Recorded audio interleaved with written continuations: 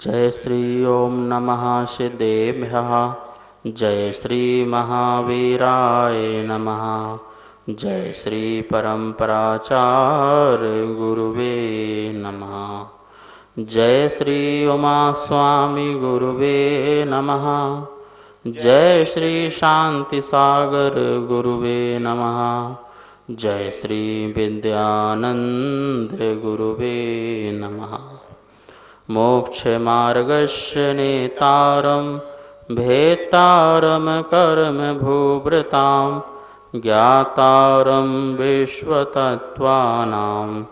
वन्दे तद्गुणलब्धये। मङ्गलं भगवान् वीरो मङ्गलं गौतमो गणी मङ्गलं कुन्दकुन्दार्यो जैन धर्मोस्तु मंगलम। तत्वार्थ परम मांगलिक ग्रंथ है आचार्य कुंद के पट्ट शिष्य आचार्य उमा स्वामी द्वारा यह विक्रम की प्रथम शताब्दी में लिखा गया सूत्रात्मक शैली है। संस्कृत इसकी भाषा है। 10 अध्यायों में विभाजित है। 7 तत्वों का वर्णन है। हम सब लोग 5 जो महाव्रत हैं उनको पालन करने के लिए कौन कौन सी भावनाएं भाना चाहिए इसके बारे में जान रहे थे। अहिंसा महाव्रत की भावना हो चुकी थी और सत्य महाव्रत की भावना हो चुकी थी। सत्यव्रत की महाभावना में कल अपन ने देखा था कि हमें ऐसे कार्य नहीं करना है जिससे हमें झूठ बोलना पड़े। आज अपन देखेंगे आचौर्य महाव्रत की भावना। आचौर्य मतलब चोरी नहीं करना, किसी भी प्रकार से चोरी नहीं करना। वैसे तो महाव्रती ने चोरी का त्याग कर ही दिया है, लेकिन फिर भी उस आचौर्य महाव्रत में हमारे अंदर स्थिरता बनी रहे, उसकी भावनाओं को भातना, ये आचौर्य व्रत की महाभावना हुआ करती है।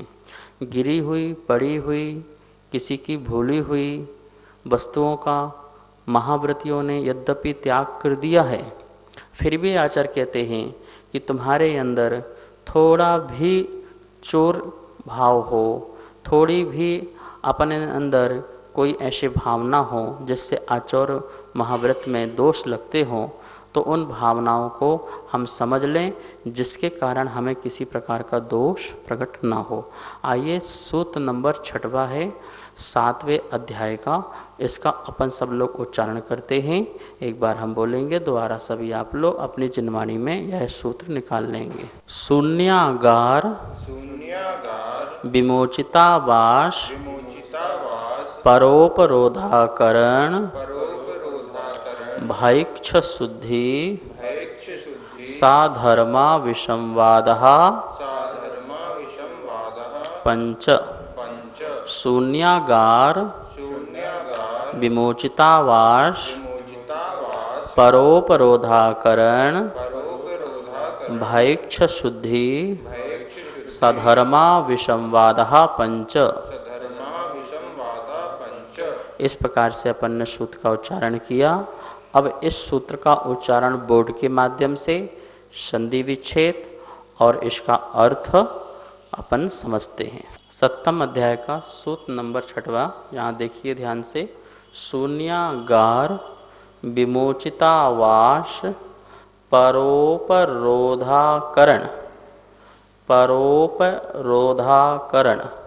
भैक्ष शुद्धि साधर्मा विषमवादः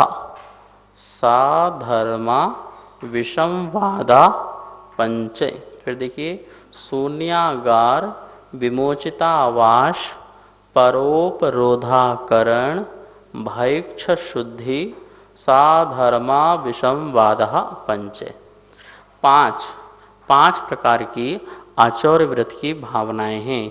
पहली कौन सी? शून्यागार पहली। दूसरी है विमोचितावास। तीसरी है परोपरोधाकरण। चौथा है भैक्ष शुद्धि। 5वां है साधर्मा विषमवाद।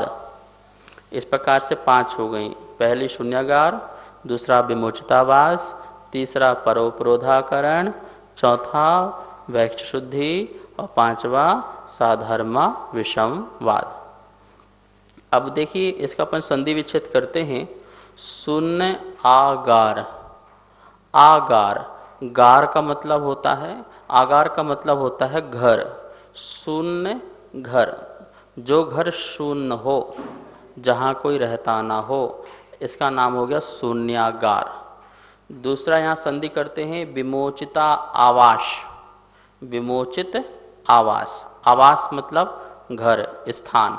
जो स्थान या घर विमोचित छोड़ दिया गया है किसी के द्वारा, उसे बोलेंगे विमोचिता आवास। फिर दिया है परोपरोधाकरण, पर मतलब दूसरों से, उपरोध संधि निकलेगी उपरोध, पर उपरोध, उपरोध मतलब रोका ना जाए जिसके द्वारा। आकरण, करण मतलब करना, आ का मतलब नहीं करना, जिसके द्वारा। अब उपरोध मतलब रोकना, आकरण मतलब नहीं करना, जहाँ पर किसी द्वारा रोका नहीं जाए उसका नाम हुआ परोपरोधाकरण। फिर दिया भैक्ष शुद्धि, भैक्ष मतलब होता है भोजन की शुद्धि, भोजन संबंधी जो है उसकी शुद्धि रखना। पांचवा है साधर्म अविषमवाद, साधर्म, धर्म सहित जो आत्माएं हैं, धर्मात्मा हैं, उनसे अविषमवाद, विषमवाद नहीं करना, वचनों के द्वारा बहस आदि नहीं करना। इस प्रकार से ये 5 भावनाएं इस सूत्र में बताई। जिस महाव्रती ने सब कुछ छोड़ दिया है, तो उसके पास कुछ ना होते हुए भी फिर भी उसे किन बातों का ध्यान रखना है जिससे उसके आचार्य महाव्रत जो हैं अच्छी तरह से निर्विघ्न और निर्दोष रूप से पालन हो। तो देखिए महाव्रती ने सब छोड़ा, तो बोले अब तुम्हें कहाँ रहना है, क्योंकि तुम कहीं रहोगे और तुम्हारी वो जगह नहीं है, तो उसमें तुमको अधिकार करने का, स्वामित्व पने का दोष लगेगा। तो उस अधिकार या उसका अधिकरण करना, अपहरण करना या स्वामित्वपना दिखाना, तो उसका त्याग कराने के लिए आचार्य भगवान ने यहाँ 5 भावनाएं कहीं। पहली भावना यहाँ देखिए शून्यागार, शून्यागार का मतलब शून्य आगार, शून्य मतलब सूने, मकान, घर आदि हैं, तो उसमें आप निवास कर सकते हैं। यहाँ पर संगनन का ध्यान रखा गया है कि जो हीन संगनन वाले हैं वो किसी मकान आदि में रह सकते हैं, पर वो मकान कैसे होना चाहिए, शून्य। शून्य का मतलब वहाँ किसी गृहस्थ का रहना ना हो। जहाँ गृहस्थ रहते हैं वहाँ पर साधु को नहीं रहना है, क्योंकि जहाँ गृहस्थ रहेगा वो उसका उसमें अधिकार है, वो किसी भी प्रकार से पीड़ा दे सकता है या साधना में विघ्न पहुंचा सकता है, और पहुंचता ही है। बार बार वो आपको ध्यान में, स्वाध्याय में विघ्न आते रहेंगे उनके द्वारा, इसलिए वहाँ पर नहीं रहना है। सूने मकान, जहाँ पर कोई गृहस्थ का आवागमन न हो, कोई पशु पक्षुओं का निवास न हो, स्त्री पुरुषों का आनंद न हो, ऐसे स्थान पर वो अपनी साधना के लिए साधु रहें, वो शून्यागार कहलाता है। इसमें भी कृत्रिम और जो है नैसर्गिक वाले भी देखिए, जो दूसरों के द्वारा बनाए गए हैं लेकिन उसमें कोई किसी प्रकार का ग्रस्त नहीं रहता, एक वो, और दूसरा जो नैसर्गिक हैं, जैसे पर्वत हैं, गुफाएं हैं, गिरिगंधर गुफाएं हैं, कोटर हैं, उनमें रहना। पर्वतों की गुफाओं में, वृक्ष की कोटरों में, जंगल में, वन में, क्योंकि शून्य है। शून्य मतलब क्या, यहाँ पर किसी प्रकार से व्यक्तियों का, जनता जनार्दन का प्रवेश नहीं है। वो दिन भर यहाँ नहीं रह सकते, बैठ नहीं सकते, सो नहीं सकते, वो उन्हें अपना घर याद आता है, तो उनसे बचते हैं। और फिर हमें किसी भी प्रकार का साधना में विघ्न नहीं आता है। तो शून्यागार से कि मतलब यही रहा जिसमें किसी का अधिकार ना हो, और अधिकार हो भी तो उसमें शून्यपन्ना हो, कोई रह न रहा हो, सिर्फ साधु संत रह सकें ऐसा स्थान हो, तो वहाँ पर वो मुनिराज रहते हैं। तो उनको आचौर्य महाव्रत की जो भावना है वो पूर्ण होती है, ये ध्यान रखना। उन्हें किसी प्रकार का चोरी का दोष नहीं लगता है, अपने लिए नहीं बनाया गया, पहली बात मुनिराज के निमित्त से नहीं बनाया गया, वो भी दोष नहीं लगता है। और किसी प्रकार का लड़ाई झगड़ा हो कि देखो महाराज जी यहाँ ठहर गए हैं, अब तो जा ही नहीं रहे हैं, उनको कितने बार बोल चुके हैं और ये कब तक रहेंगे, ये नहीं जाएंगे तो क्या होगा, ऐसा ग्रस्त कर सकता है। अब महाराज जी जाके ठहर जाएं, रुक जाएं, मैं नहीं जा रहा, तो चोरी का दोष लगना प्रारंभ हो जाएगा। तो इसलिए पहला बात बोली गई है शून्यागार। आगार मतलब घर, जहाँ घर सूना हो या जंगल आदि हो वहाँ पर रहें। दूसरा बोला है विमोचितावास। विमोचितावास का मतलब क्या है? आवास, जिस आवास में पहले ग्रस्त रहता था और उसे विमोचित वो छोड़ दिया है, उसने वो घर त्याग दिया है, अब वो घर खाली पड़ा हुआ है, वो मकान खाली पड़ा हुआ है, उस स्थान पर रहने पर भी आचौर्य महाव्रत का पालन हो जाता है। क्यों?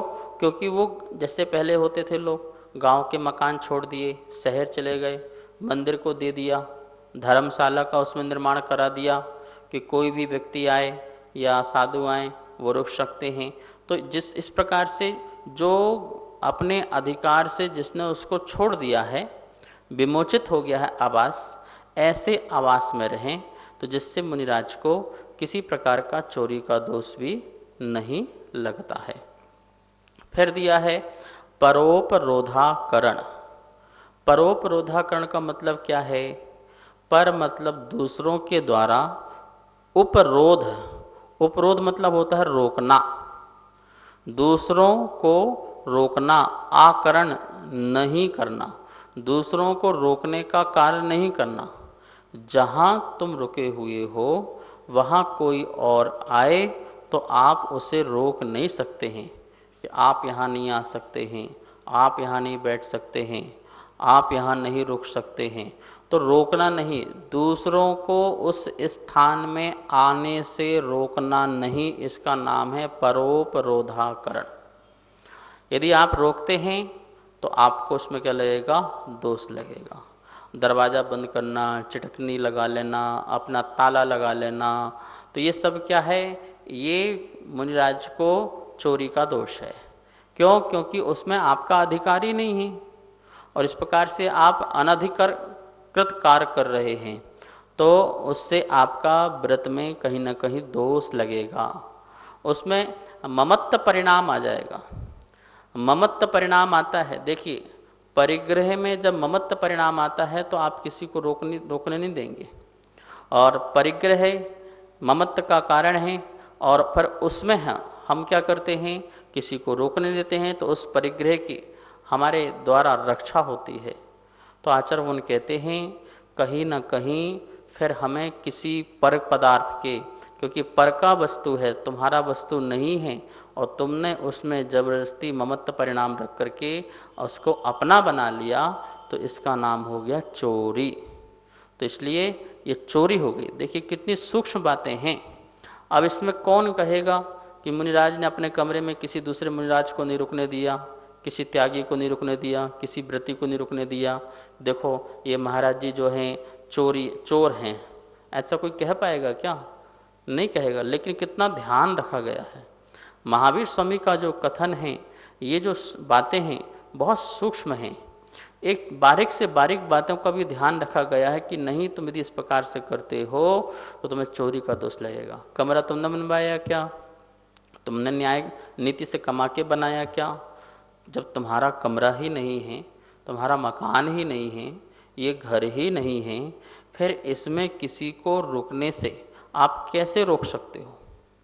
आपको दूसरे को रोकना नहीं है, आप स्वयं वहाँ से चले जाएं। यदि आप पसंद नहीं करते हैं वो यहाँ रुकें, तो आप स्वयं वहाँ से विहार कर जाएं। विहार करते जाएं, जहाँ पर आपको लगे वहाँ पर आप जाके रुकिए, लेकिन उस स्थान में किसी और सधर्मी को आने से रोक नहीं सकते हैं। नहीं, जब तक मैं यहाँ पर रुका हुआ हूँ यहाँ कोई नहीं आ सकता है, और आएगा तो मैं चला जाऊँगा। ये धमकी, ये अधिकार आपको किसने दिया? यदि इस प्रकार से करते हैं तो आपका आचौर महाव्रत में दोष लगता है।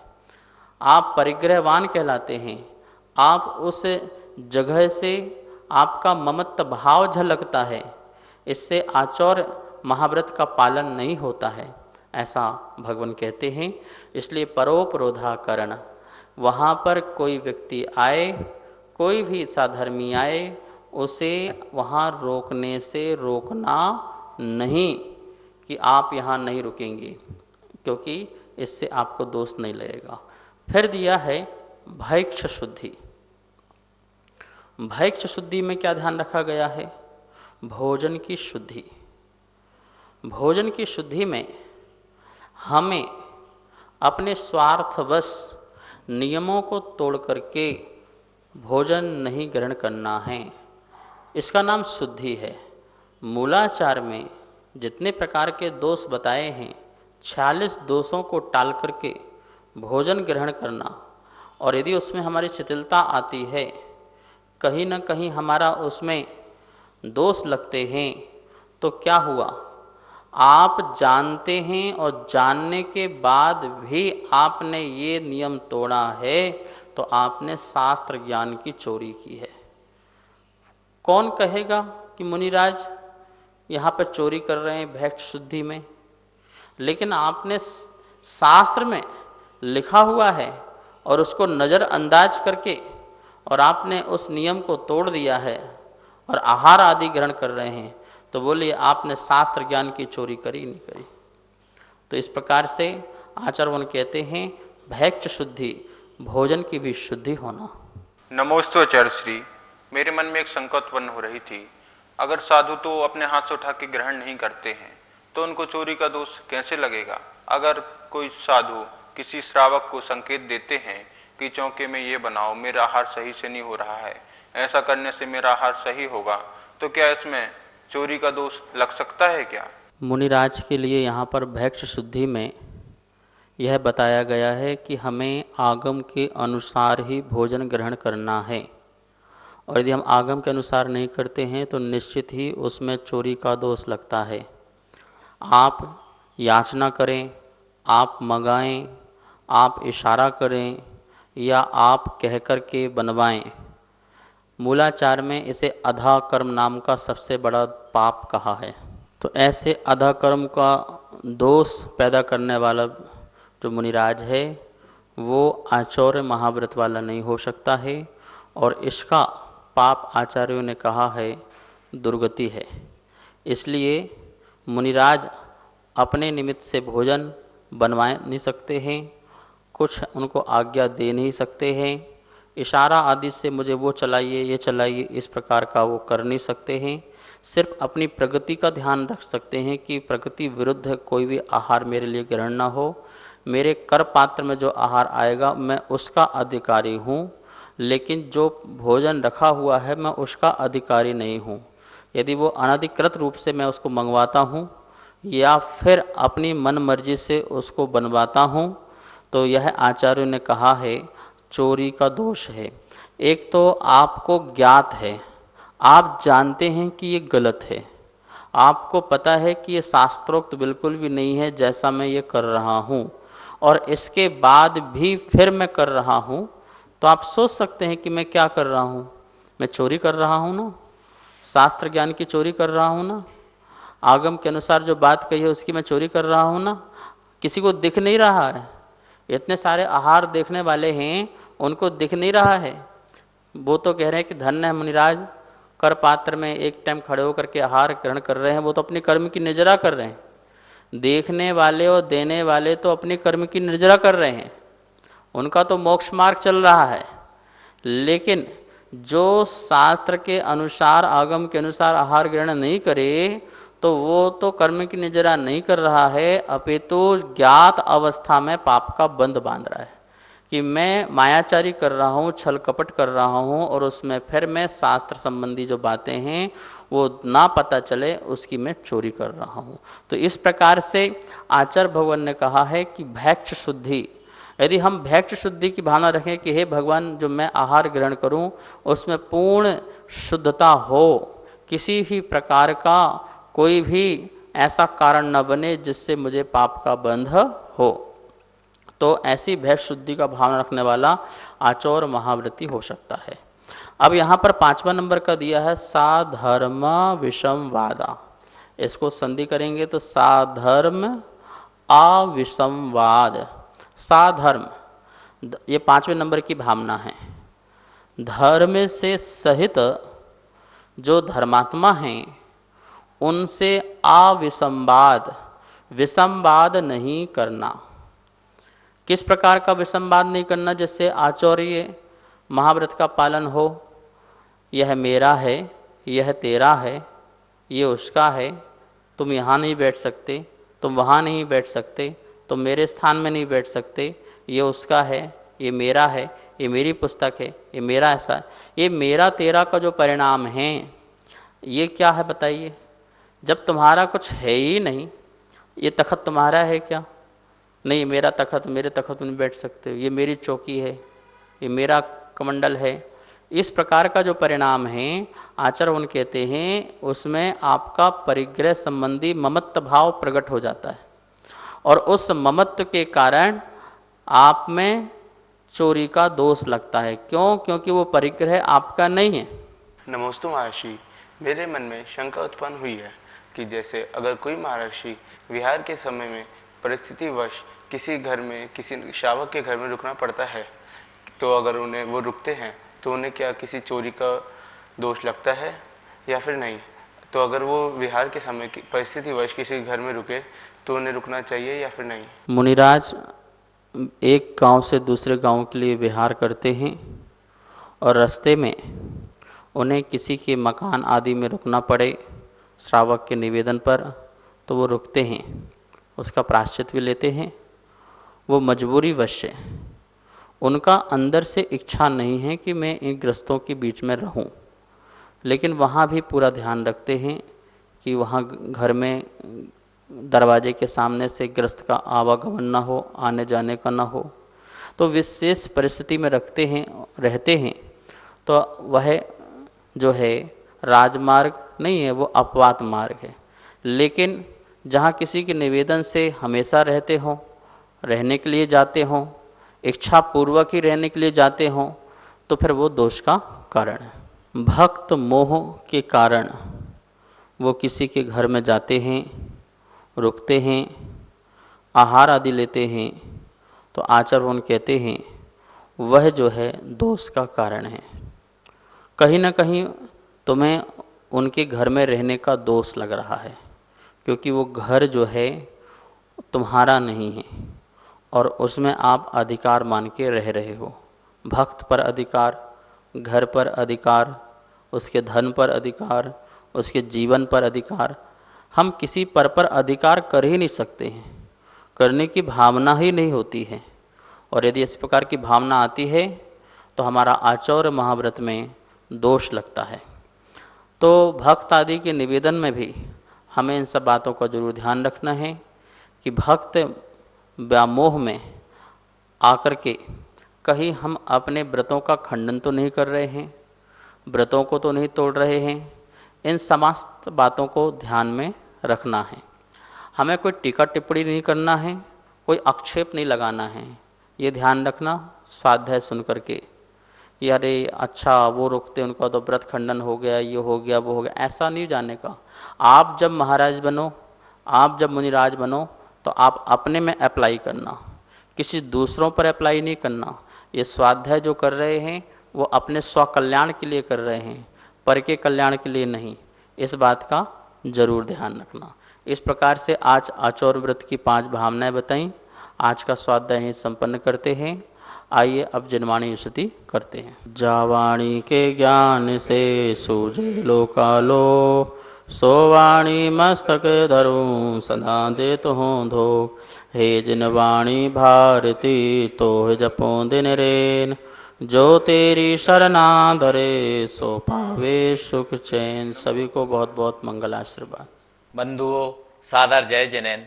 तत्वार सूत के चौथे अध्याय की पुस्तक छपकर आ चुकी है, जिसको आप नीचे दिए गए नंबरों पे मंगवा सकते हैं। 5वें अध्याय की पुस्तक छपने जा रही है, जिसमें आप पुण्यार्जक बनकर धन लाभ लें। सादर जय जिनेंद्र।